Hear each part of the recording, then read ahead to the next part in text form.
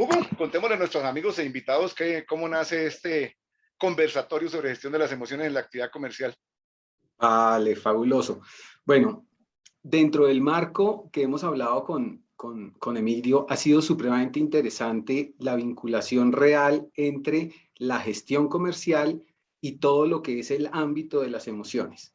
Obviamente, nosotros estamos entendiendo que la gestión comercial tiene un ingrediente fundamental y esencialmente emocional. Y en ese orden de ideas, partimos de que toda relación humana, todo contacto humano, pues tiene un gran componente emocional. Si eso es así, ¿por qué a veces inadvertimos nuestras emociones? Y fue así como vinimos construyendo una dinámica de debate y queremos compartirles también ustedes esa dinámica, porque hemos detectado que cuando empezamos a explicar y a dar cuenta de algunas nociones, al final de las exposiciones quedan muchas preguntas, muchas inquietudes, y eso está bien, porque ese es el propósito también que nosotros tenemos de generar dudas, inquietudes, ambientes que motiven, digamos, la discusión. Y este contexto básicamente responde a esa necesidad de abrir unos espacios post eh, eh, ambientación de la gestión comercial y las emociones, con el propósito de que la gente participe un poco más directa y dinámicamente en los conversatorios. Estamos desplazándonos y estamos creando este tipo de escenarios que va a ser todos los jueves de noviembre, de 6:30 a 8 aproximadamente, para que empecemos nosotros a abrir espacios y a contestar y a responder y a generar nuevos espacios. Acordémonos que, digamos, con Emilio somos defensores de la dinámica, digamos, dialéctica, en el sentido de que podemos discutir respetuosamente posturas y sobre todo llevarnos reflexiones para que dentro de 8 días volvamos y tejamos una red conceptual y práctica sobre la gestión comercial y las emociones. Entonces, esa es la invitación, ese es nuestro propósito. Vamos a hacer, obviamente, un barrido de muchas cosas, muchos conceptos, una abrebocas de lo que viene a futuro, pero la invitación es a que participen, a que nos alcemos la mano, participemos con las dudas y las preguntas y construyamos conocimiento. Para los que no me conocen, obviamente participo en un ambiente de matices porque soy abogado y soy abogado de las emociones. Y digamos, eso es un contexto en el que quiero participarlos buscando el equilibrio entre la parte racional que todos tenemos y la parte emocional que todos tenemos. Hemos sido, digamos, cultivados, educados dentro de una lógica en donde exclusivamente le damos una prioridad al ambiente racional e inadvertimos muchas veces la potencia, la importancia y lo neurálgico que son en nuestras relaciones la parte emocional. Muchas veces decidimos inadvertirlas, que es válido, pero muchas veces las negamos. Es decir, no le damos validez a nuestras emociones y creamos unos caparazones, creamos unas máscaras, creamos ciertas protecciones para que eso no surja. La invitación también es a reconocer nuestras emociones, a experimentar en nuestras emociones y a partir de ahí dejarnos llevar y ver cómo nuestro pensamiento está cambiando y al cambiar cómo también nuestras emociones están cambiando. Ese soy yo, vamos a irnos conociendo a lo largo de estas conversaciones y Emilio, pues te dejo la palabra para que te presentes. No, pues ahí, como usted señala, para los que no me conocen, esta historia nace desde hace mucho tiempo y fue la historia que me llevó a hacer estudios sobre coach y trabajar elementos de programación neurolingüística donde encontré mucha riqueza, también muchos aportes que me dieron ganas para seguir estudiando el tema. Solo quiero compartirles que el último año me he dedicado a estudiar psicología, una parte de psicología del desarrollo, que ya vamos a tener chance de hablar del tema, y más recientemente psicología cognitiva, más específicamente neuropsicología cognitiva, que es como esa herencia, no coloco el título hasta que no lo tenga, ¿no? Como esa herencia de la escolaridad que estamos mostrando allí. Quiero básicamente con este recorrido mostrar que me interesa el tema desde hace mucho rato, que es parte del encuentro que hemos tenido con Hugo, y parte de eso nació en ese psicología y comportamiento del consumidor que tuve chance de hacer antes que el coach con PNL y al lado del neuromarketing. Y definitivamente todos los elementos, todos los caminos conducen a Roma, como haciendo un parafraseo. Ese todos los caminos que conducen a Roma está llevando a este juego y a estas primeras apreciaciones. El primer postulado que estamos trabajando es que entendemos la dinámica de compra y venta como un evento esencialmente emocional. Esencialmente emocional. Yo creo que no es difícil identificar qué es más fácil venderle a un amigo que venderle a un desconocido, y en la medida en que se crea esa familiaridad y esa carga emocional de afecto, de aprecio, va a facilitarse todos los eventos de la naturaleza comercial que cualquiera de nosotros tenga. La labor de mercadeo, la labor de venta, la labor de servicio al cliente, la labor de fidelización de clientes tiene un componente emocional poderoso. Entendemos la dinámica de compra-venta como un evento esencialmente emocional, y aquí es hora de recordar, sobre todo para los estudiosos del tema, que un señor psicólogo economista o economista psicólogo, era psicólogo básicamente, Daniel Kahneman, en el 2012 ganó un premio Nobel de Economía siendo psicólogo, trabajando este tipo de criterios. Nuestros criterios emocionales predominan antes que los racionales. Ya tendremos chance de hablar más adelante de lo que corresponde a creencias limitantes, a disonancias, al autoengaño que nos generamos en muchos elementos, tratando de argumentar comportamientos a posteriori, y cómo de una u otra forma la carga emocional es poderosísima en torno a este tipo de decisiones. No solo la parte de la toma de decisiones que involucra a la persona con la cual estamos interactuando comercialmente, sino también la carga emocional que nosotros tenemos en este punto. Ahí vienen elementos muy importantes del eje que vamos a estar trabajando: yo, ellos, nosotros, como eje fundamental, y varias de las premisas que, por supuesto, en el momento del intercambio de impresiones vamos a estar desarrollando. Y parte de la premisa fundamental es, digamos, encontrar que ha sido común vincular en la gestión de ventas el tema de las emociones, pero particularmente ha tenido un énfasis en tratar de indagar cómo quien vende indaga acerca de las emociones de los otros. Y en este contexto queremos también invitarlos a ver el forro de esa situación, es decir, la otra cara de la moneda, que consideramos supremamente importante y sobre todo un pilar para poder lograr lo segundo, y es entrar en nosotros, encontrar nuestras emociones, conocernos, ver cómo reaccionamos ante ciertos estímulos y así poder ir identificando mucho más ampliamente la gama de emociones y así poderlas identificar con nuestro cliente o con nuestro usuario. Esa es una invitación supremamente importante que muchas veces se da por hecha, pero que a veces se le baja el volumen en tanto creemos supremamente importante identificar cuándo nuestro cliente está interesado en nuestro producto, cuándo nuestro cliente está interesado en un servicio, cuándo se emociona cuando en tanto los productos que le estoy ofreciendo, pero no nos estamos puliendo nosotros mismos. Es decir, hay una gestión emocional muchas veces encubierta o enmascarada en toda la gama de las fuerzas de venta. Tienen un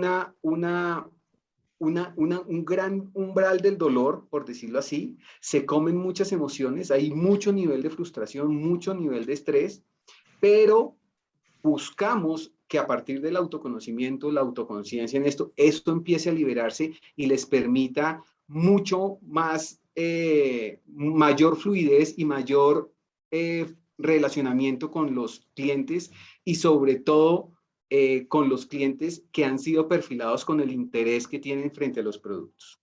Hay un punto importante para complementar lo que señala Hugo, y es un criterio bien sencillo. El tener conciencia de mí mismo, de mis emociones, ese autoconocimiento, ese autocontrol de las emociones, son fundamentales para ese relacionamiento con los clientes, como lo estamos planteando en el postulado. Sobre todo porque, y yo sé que hay psicólogos al otro lado de la línea, a citar a Carl Jung, el concepto de la aceptación personal me va a facilitar la aceptación del otro.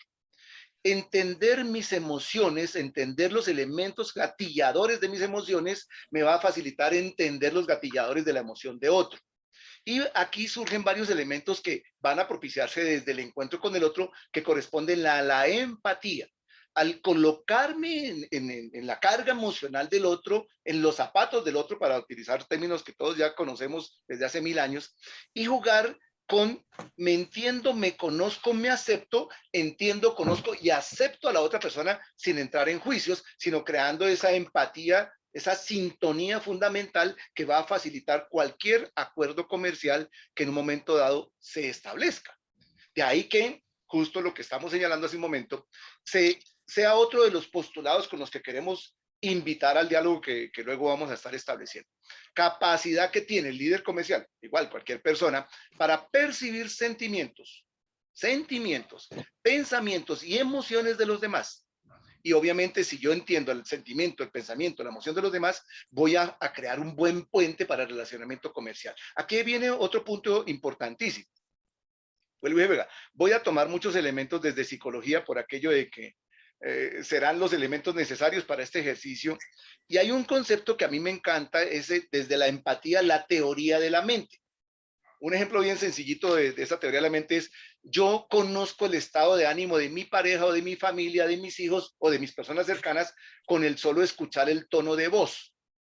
Y a partir de allí yo deduzco un estado de ánimo o una disposición, una predisposición o una indisposición en mi interlocutor.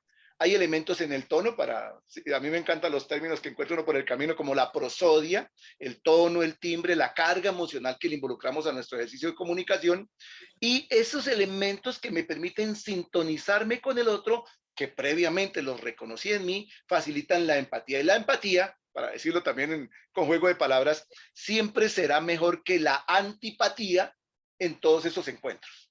Reitero que, bueno, acuñamos otra frase diferente: la queridura factura. La queridura factura. La antipatía no vende absolutamente para nada. Entonces será otro ejercicio importantísimo en hacer en el esmerarnos por trascender lo transaccional y ubicarnos en lo relacional. Y eso no es retórica. Eso no es discurso. Estos elementos de la transacción, que es el compra y vende neto, se han mandado a recoger, y más hoy por hoy, incluyendo los medios de tecnología que estamos utilizando, donde esa carga emocional de una u otra forma se transmite desde los tonos, desde los timbres, desde la voz, desde la carga emocional, desde la narrativa que estamos haciendo de las cosas. Un eje fundamental para tratar de ir perfilando los conceptos es diferenciar desde el punto de vista emocional cómo podría yo percibir al mero comprador de mi cliente. Fíjense que cuando uno dice la gestión de ventas, a veces aparece un personaje exclusivamente que compra, que es el comprador, pero hay otro personaje que es el cliente, que es el que yo quiero ir cultivando, que es el que empiezo a conocer. Y en ese orden de ideas aparece el elemento de cognición y el elemento emocional. Entre más conozco, aumenta el vínculo relacional y el vínculo emocional. Por eso es tan importante el tema de una cosa es la transacción y otra cosa es la relación. Siempre es importante diferenciar las dos cosas, porque podemos llegar a tender a considerar que cuando yo transo me relaciono, y puede haber un tipo de relación, pero es un tipo de relación muy frágil. Mientras que si cultivamos la relación, digamos, humana, usted va a tener un vínculo mucho más fuerte, mucho más poderoso, mucho más colmado de conocimiento, que le va a permitir indagar a profundidad en el cliente y ver cuál es la necesidad que tiene para ofrecer unos productos, digamos, éticamente. Necesitamos tener, digamos, unos rangos muy bien establecidos y muy claros para esos vínculos. Ese cliente que vamos a tener ahí, con el cual nos vamos a relacionar, y nosotros, digamos, como parte de la gestión de ventas, vamos a tener ciertas emociones en determinados momentos cuando nos vamos a relacionar con ellos. Vamos a tener alegrías, tristezas, vamos a tener un momento raro, un momento de ira, un momento de angustia, un momento de sorpresa. Y muchas de esas cosas van a verse reflejadas a la hora de entablar una relación o inicialmente con un diálogo preliminar con los clientes. Esto no es ni bueno ni malo tener estas emociones, simplemente reconocer que las tenemos, reconocer que pueden ser detonadas en diversos momentos y las huellas de esas emociones pueden relucir en ciertos momentos cuando estoy en un proceso de venta, es algo que tenemos que conocer, que tenemos que dejar fluir. Y en esa medida va a ser mucho más cómoda, digamos, la gestión relacional que puede llevar a una transacción. Ahí hay un punto importante y atendiendo alguna inquietud que surge por allí, los que han estudiado las emociones como tal incluyen en algún término, en algún momento, el concepto del asco como, como un concepto emocional. Aquí nosotros lo hemos colocado como el desagrado, no la o repulsa para jugar con el sinónimo de este tipo de conceptos, porque también habrá momentos en los cuales puedo generarla o puedo sentir esa repulsa, ese desagrado. Ahí hay varios elementos ligados como lo decía Hugo, esta carga de emociones es un tobogán de sensaciones, porque yo puedo estar en un mismo proceso, como puede suceder ahora mismo, donde voy a migrar de diferentes emociones a diferentes emociones. Ahí nos da chance para hablar de un diferenciador importante. La emoción se siente, la emoción se vive. Estamos en un vaivén de emociones. Todas las emociones se están dando en un momento determinado a lo largo de la charla de 1 hora, 15 minutos, 2 horas, el tiempo que corresponda a 30 minutos en ese interactuar con otra persona, en este caso nuestro cliente, incluyendo el concepto de desagrado que estábamos incorporando hasta hace un momento. ¿Qué pasa con este punto? La emoción se siente, la alegría, el desagrado, la sorpresa, el miedo se siente y da paso a un segundo elemento mucho más elaborado. Y ese segundo elemento mucho más elaborado es el sentimiento. Entonces, la emoción es lo que se siente emocionalmente, literalmente, y el sentimiento es la racionalidad o la racionalización de esa emoción y el uso que nosotros demos realmente no debería estar pegado a la gestión de las emociones, sino más a la gestión de los sentimientos, que es la lectura que le damos a ese momento. Tan cierto que muchos de nosotros vivimos una misma circunstancia y cada uno de nosotros le da diferente lectura a ese momento emocional, cualquiera que sea. Incluyo en el ejemplo del dolor de la muerte de un ser querido. Cada uno de nosotros en la lectura del sentimiento va a generar una lectura diferente por razones de la carga emocional, por razones del entorno, los patrones de crianza y otra serie de variables que ya vamos a tener chance también de compartir. Entonces, si tenemos en cuenta eso, vamos a ver una amplia gama de radios de acción, de ambientes, de ámbitos. Y en ese orden de ideas, no podemos desconocer los contextos a partir de los cuales nosotros vamos a incorporar un eventual detonante externo, nuestra emoción y posiblemente la racionalización de ese aspecto. Por eso es tan importante en el proceso de la gestión de ventas ubicar esos campos y esas dinámicas relacionales. Yo tengo una dinámica de relación con unos proveedores, con unos distribuidores, con unos clientes nuevos, con posiblemente los dueños de las empresas, con los familiares de los dueños de las empresas, y cada uno de ellos tiene que tener una manera adecuada de relacionarse. Obviamente, esto tiene que ver con el conocimiento, como lo habíamos dicho, pero también con nuestro estado de ánimo. Hemos visto en muchas oportunidades que el comercial siente mucha ansiedad dependiendo del tipo de personaje con el cual se va a relacionar para ofrecer sus productos. Tiene mucha ansiedad cuando posiblemente el personaje tiene un alto cargo, un nivel jerárquico alto.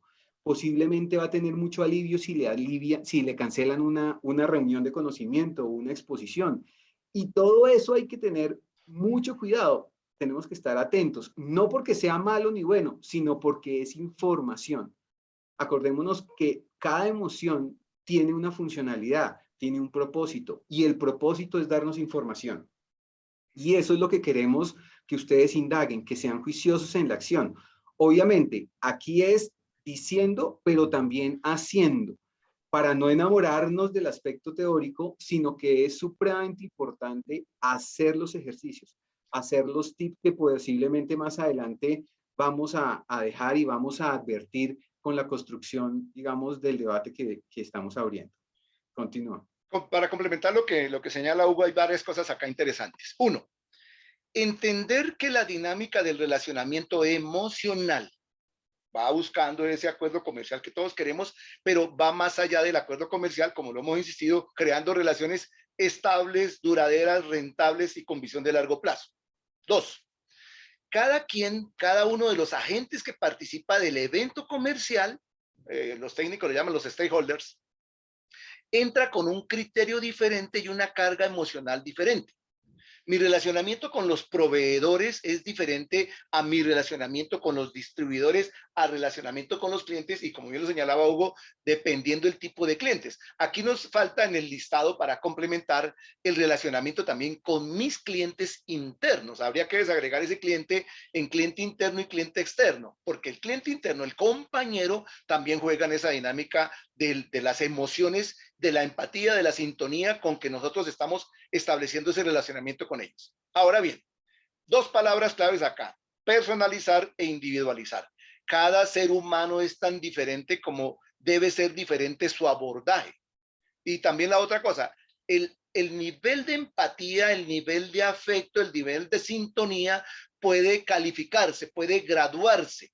Voy a poner un ejemplo bien sencillo. En una oficina donde tenemos 10 compañeros de trabajo, a todos nos queda absolutamente fácil calificar el de menos nivel de cercanía afectiva con una nota de 1 hasta el más alto nivel de cercanía, afecto, aprecio, incluso amor, con un nivel 10.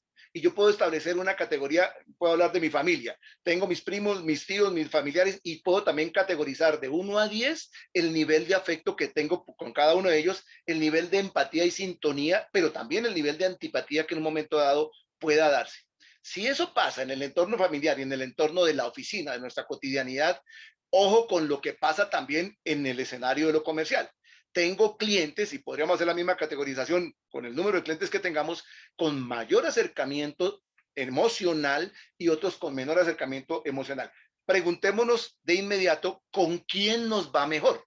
Si con aquel que tenemos mayor sintonía o con aquel con el cual tenemos menor sintonía, aun cuando nos facture un poco más, que ese es otro punto que debemos tener en consideración. Entonces, llevando esa línea de acción, fíjense que los ámbitos, así como pasa en la oficina, en el almacén, en las bodegas, en los restaurantes, en las oficinas, siempre va a haber de una u otra manera la necesidad de interactuar. No va a ser, va a ser importante, pero en el trabajo no va a ser un habilitador de la inactividad en la relación el hecho de que yo tenga, digamos, una relación poco cercana con alguien o que tenga o que lo odio, que me caiga muy mal. Definitivamente los escenarios van a exigir de nosotros cierta madurez emocional, cierta estructura mental, cierto fuerza hasta espiritual, uno puede llegar a decir, con el propósito de ver, no de negar la relación que porque lo odio, sino indagar por qué estoy odiando yo a esta persona. ¿Será que es que estoy odiando porque una vez me quitó un cliente? ¿Será que lo estoy odiando porque la comisión se la dieron a él y esa comisión era compartida en un principio? ¿Será que esa persona me está odiando a mí porque cree que yo le quité el cliente y esa no es la verdad? Y fíjese que empieza un poco de discursos mentales en donde la imaginación juega con la emoción y las explicaciones racionales, digamos, intuitivas, con ropaje de racionalidad, nos las empezamos a dar a nosotros mismos. Y el gran propósito y la invitación en este tema es que le demos la dimensión adecuada a cada cosa, que no lleguemos ni a exagerar las cualidades de alguien, ni a exagerar los defectos de alguien, con el propósito de construir y de pulir esa intención de relación que nosotros tenemos. Acordémonos que toda la gestión comercial, como lo dijimos al principio, es una relación humana y eso no puede pasar inadvertido. La centralidad de la gestión de ventas, de la gestión comercial, siempre va a ser la persona.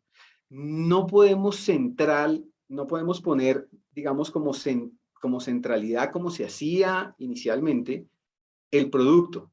Después fue el cliente. Después fue el colaborador. Después, no, en últimas, lo común es que la centralidad tiene que ser la persona humana. ¿Con cuál rol? Con el rol de vendedor, claro. Con el rol de comprador, claro. Con el rol de posiblemente un comprador satisfecho, claro. Con el rol de un comprador insatisfecho, claro. Pero la centralidad tiene que ser en la persona, en el ser humano. Y eso es algo que queremos que quede, digamos, en la memoria y que lo tengamos siempre, siempre presentes en el ejercicio comercial. Una lectura adicional del concepto está ligado al lugar donde ocurre el evento. Es el concepto de los escenarios.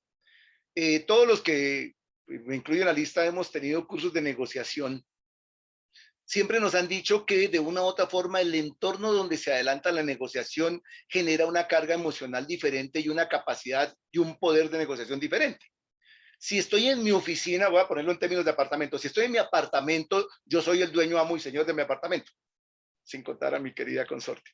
Si estoy en su apartamento o en su oficina, usted es el dueño de ese escenario y tiene un poder de negociación vinculado a ese dominio, a esa seguridad de estar en su entorno. Por eso en muchos casos, y aquí citamos el caso del restaurante, buscamos escenarios diferentes, neutrales, para una condición de igualación. No está en mi escenario donde yo tengo ejercicio de poder, no está en su escenario donde usted tiene ejercicio de poder, sino un escenario neutro, y en grandes negociaciones es importante salir del entorno suyo o el mío, porque libera la carga emocional del poder que se ejerce, del dominio que se ejerce en un momento determinado.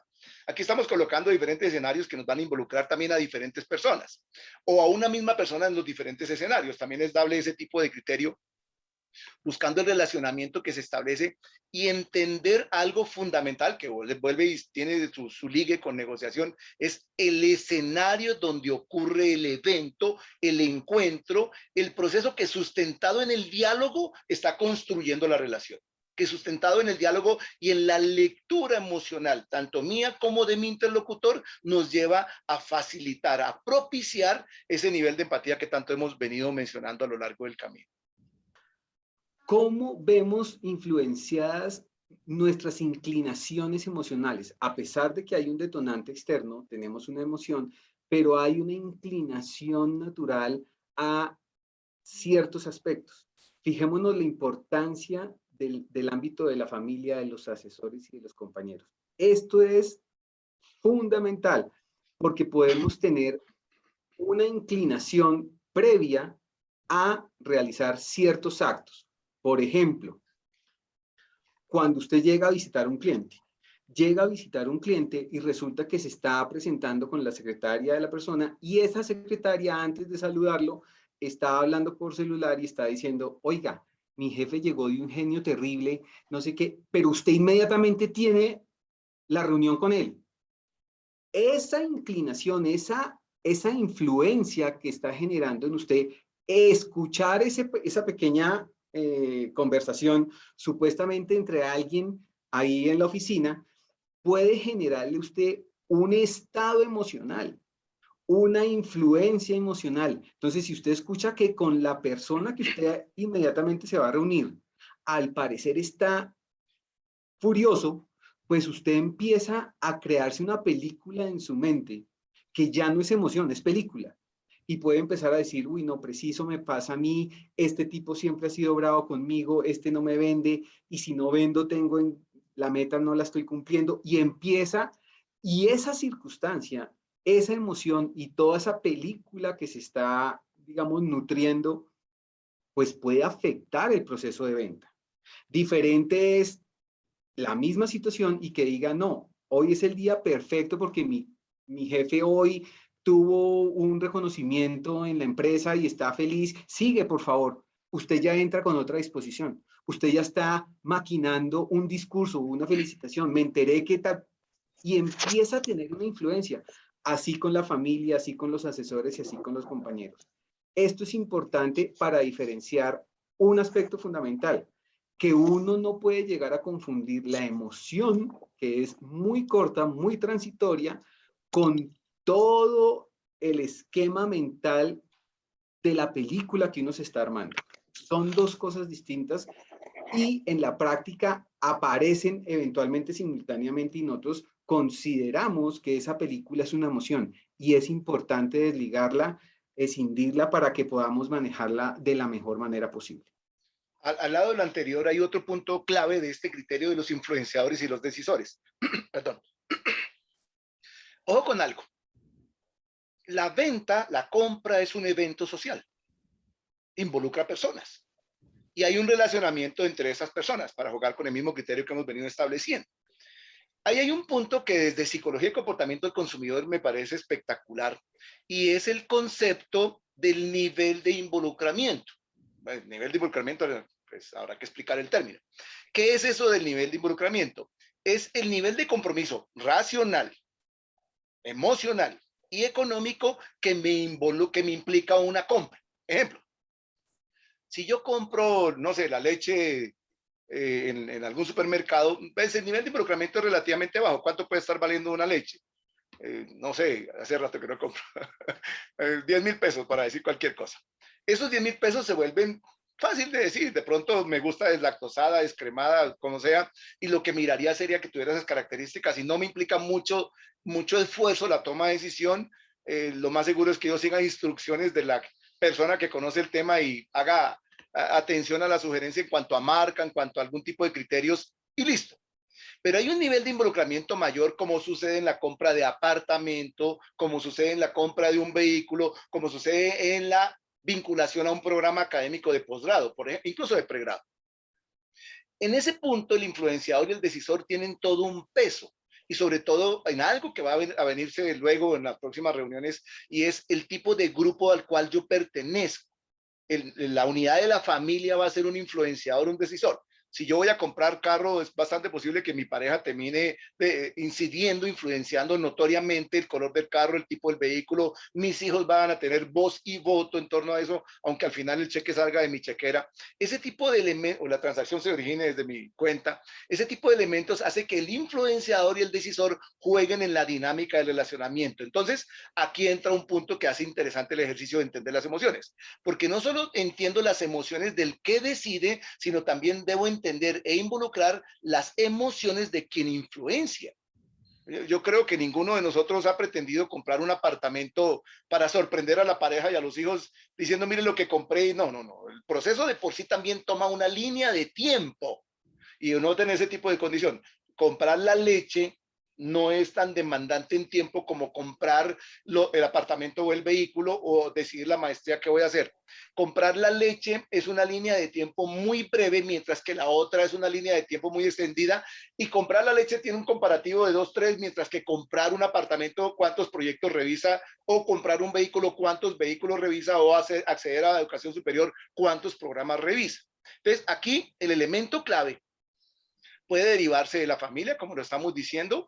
Puedo incidirlo yo como asesor, haciendo venta consultiva, que es otro concepto que nos toca trabajar, o puede ser el entorno, los compañeros, tanto míos en mi oficina como los compañeros de la persona cliente en un momento determinado. Y eso es otro punto clave para este ejercicio de entender las emociones propias, las del decisor y las de los influenciadores en un momento determinado, de acuerdo con la naturaleza del tangible o el intangible que estemos haciendo transacción.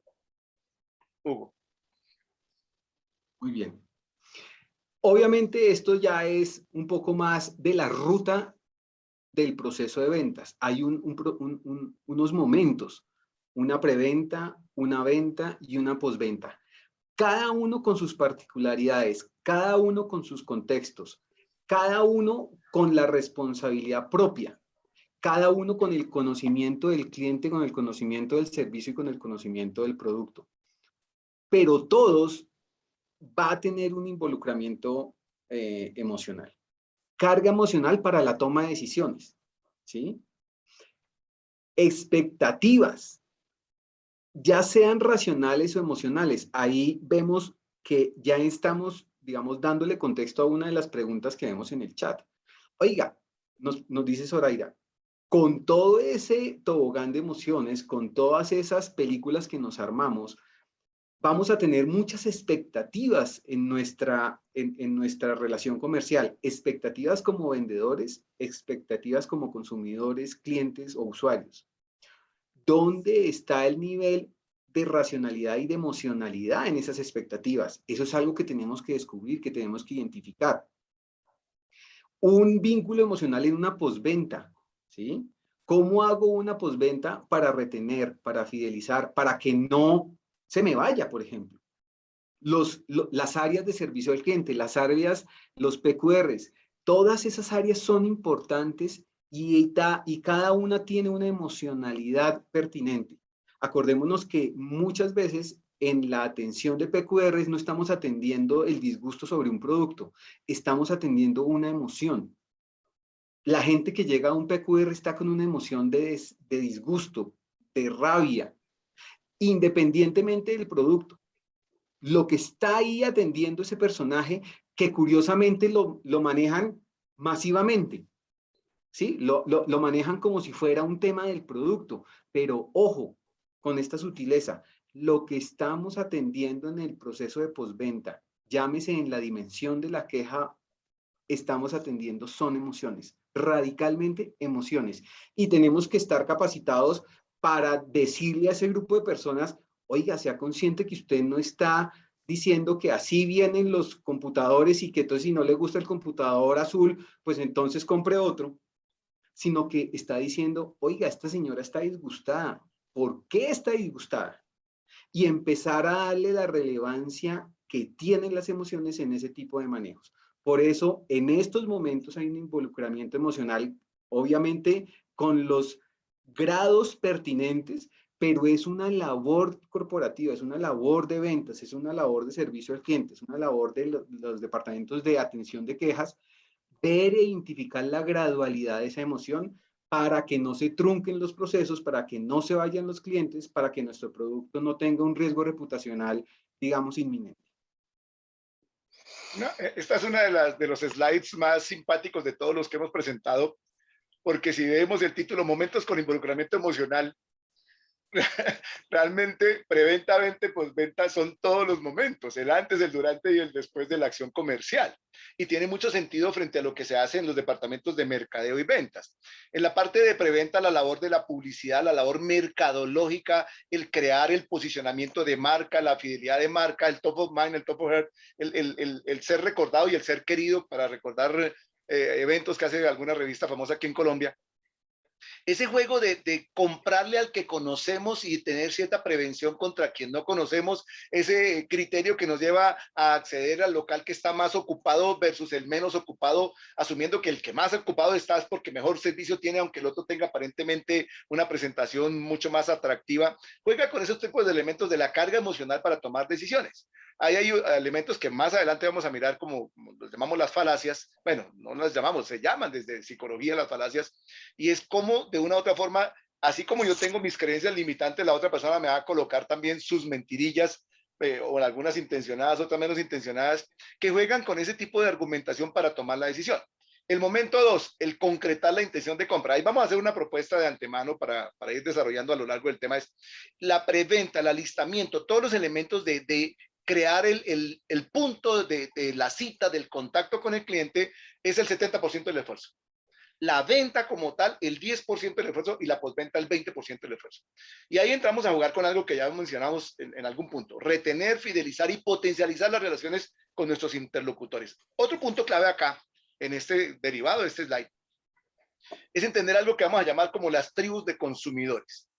Esta ruta de preventa, venta, postventa tiene un sentido. Voy a hablar de criterios que ya han sido revisados desde muchos puntos de vista. Es los baby boomers, la X, la Y, la Z, las diferentes cargas generacionales, los millennials, los hipsters, los, no sé, hablemos de mil posibilidades de tribus de consumo con algún patrón más o menos coincidente. Los hip hoperos, los punquetos, hay diferentes denominaciones dependiendo del autor que entre a analizar, entendiendo también que hay factores coincidentes en esas tribus de consumo. Ahora otro punto, que le agranda el tema y hace más apasionante el tema de las emociones. Una cosa, un evento, una situación es que yo le venda a una persona natural, B2C, para los expertos por allí. Ese cuento, ese concepto de hablar como empresa hacia el consumidor final, juega con un criterio diferente al B2B, de empresa a empresa. Emilio Martínez en representación de MC Consultores versus, no sé, Jairo Sánchez en representación de la empresa de transporte. Aunque está Emilio hablando con Jairo, está el Emilio que representa a la empresa con el Jairo que representa a la organización. Y ese B2B, aunque tenga la base de las personas, juega con un relacionamiento diferente que incluso trasciende a la persona, porque yo puedo querer tener la voluntad y la parte institucional no me permite fluir, pero si tengo ese nivel de acercamiento, buscamos literalmente la forma de avanzar en ese relacionamiento. Ese punto también va adicional a una serie de juegos que se derivan en la parte mercadológica, como los precios psicológicos, como también productos destinados a los cazaofertas. Ese es otro punto interesante, sobre todo ahora con pospandemia, donde la gente empezó a mirar esa, cazar ofertas tiene todo un concepto en la toma de decisiones y todo un involucramiento emocional. Habrá otras escuelas mucho más simpáticas que pueden ser como los minimalistas y cosas por el estilo. Y acá nos contextualizamos en ciertos aspectos de nuestras actitudes y nuestras inclinaciones a la hora de comprar. Obviamente, siempre habrá algo que a partir de aquella definición que nosotros tenemos de nosotros mismos, nos permitirá habilitar ciertas actitudes para comprar o para no comprar, ¿sí?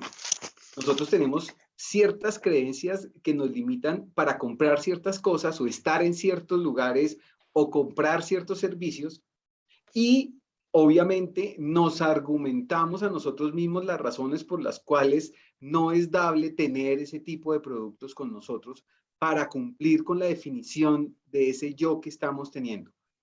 La invitación acá es que pensemos muchas veces para alimentar las preguntas cuando esto ya se esté dando, digamos, en estos jueves, ¿cuáles creencias limitantes tengo yo a la hora de comprar o no comprar ciertas cosas? De adquirir ciertos productos, hasta de escuchar cierto tipo de música. Y en ese orden de ideas encontrar que eso no es un tema tan objetivo y duro como lo estamos creyendo, sino que obedece a un patrón, a unas dinámicas de creencias que nosotros tenemos y a partir de ahí podemos catalogar ciertas cosas como adecuadas o como inadecuadas, racionalizarlos, explicarlos, darle cierta objetividad, pero sobre todo evidenciar que todo tiene un núcleo y una nuez emocional ahí en ese proceso. Para eso vamos a apalancarnos en dos conceptos fundamentales, los que arrancan de mis peros, creencias limitantes, los que arrancan de los peros de otros, personas tóxicas, gente tóxica. Hay una advertencia necesaria, alguien será tan tóxico como yo le permita que sea, y eso lo vamos a estar explorando más a fondo luego. La otra parte, la segunda parte, juega con la teoría del autoengaño, lo que los psicólogos llaman las disonancias, las distorsiones cognitivas y las falacias de otras personas. Para hacer un parangón, las creencias limitantes son a la teoría del autoengaño lo que las personas tóxicas son a las falacias. Las creencias limitantes y el autoengaño son míos. Las personas tóxicas y las falacias son de otros. Si yo entiendo mis creencias limitantes y también en ese sentido entiendo mi teoría del autoengaño, voy a entender a las personas tóxicas y las falacias que están involucrando todo este juego emocional en un momento determinado. Para jugar con tres niveles de importancia que ahora me ayudará a complementar Hugo, que son la importancia emocional que pueda estar vinculando el producto tangible o intangible que estemos encontrando, la importancia racional que en un momento determinado también se dé, o la importancia financiera. Esto es lo que le estábamos llevando hace un momento al top of heart, top of mind o el top of pocket, que sería el del bolsillo. Esos tres eventos, lo que pienso, lo que siento y lo que me involucra económicamente hablando, también me derivan carga emocional, porque a veces puede encontrarse mi puedo con mi quiero o mi quiero con mi puedo. Hay una frase que me encanta desde lo financiero, desde finanzas personales. Hay mucha gente que gasta lo que no tiene comprando cosas que no necesita para impresionar a gente que no le importa. Y eso tiene una carga emocional muy poderosa, sobre todo para los consumos aspiracionales, para algo muy esnovista, para decirlo también en términos antiguos, en lo aspiracional, jugando con un criterio que puede trascender mi capacidad y que puede capacidad financiera en un momento determinado, y se vuelve argumental el momento en el que yo decido y por qué lo decido jugando con ese criterio. Noten que no podemos desligar las emociones de la toma de decisión. No podemos desligar el hecho que yo tomo una decisión, la argumento desde mi capacidad económica, desde mi capacidad de razonar las cosas o desde mi capacidad emocional, insistiendo en algo que ya ha sido evidente a lo largo de la charla que hemos venido llevando, y es que la carga emocional es determinante. Daniel Kahneman, en su libro de Pensar lento, pensar despacio, pensar rápido, perdón, está jugando con un criterio donde el peso que le está dando a la carga emocional supera el 80%. Y luego se vuelve la teoría del argumento. ¿Por qué justifico una decisión ya ex post, después de haber hecho el acto de la compra, el acto del consumo, y jugar con la explicación como teoría argumentativa en un momento determinado para ese criterio?